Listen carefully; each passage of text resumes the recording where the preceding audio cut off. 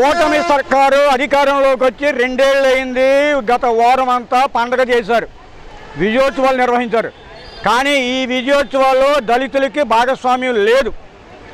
అసలు విజయోత్సవం చేసుకునేటువంటి నైతిక హక్కు కూటమి సర్కారులో ఉన్నటువంటి మంత్రులకు, ఎమ్మెల్యేలకు ఉందా అని ప్రశ్నిస్తూ ఉన్నాను. ఎందుకు అంటే టీడీపీ సర్కారు ఎస్సీల కోసం ప్రత్యేకమైనటువంటి మేనిఫెస్టో ప్రకటించింది.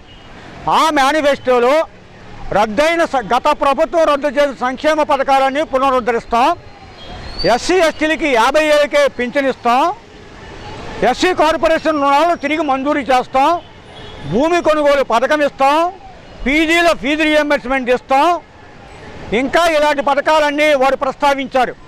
కానీ ఈ 2 ఏళ్లలో ఏ ఒక్క పథకము పునరుద్ధరించలేదు. కాబట్టి ఈవేళ మీ ద్వారా మేము ప్రభుత్వాన్ని డిమాండ్ చేసేది, ఎప్పటికైనా కూటమి ప్రభుత్వం మీరు ఇచ్చినటువంటి ఎన్నికల హామీల మేరకు రద్దయిన సంక్షేమ పథకాలు వెంటనే పునరుద్ధరించాలి, ఫీజు రియంబర్స్మెంట్ ఇవ్వాలి, భూమి కొనుగోలు పథకం ఇవ్వాలి, కళ్యాణ నిధి ఇవ్వాలి, అలాగే ఫీజు రియంబర్స్మెంట్ ఇవ్వాలి.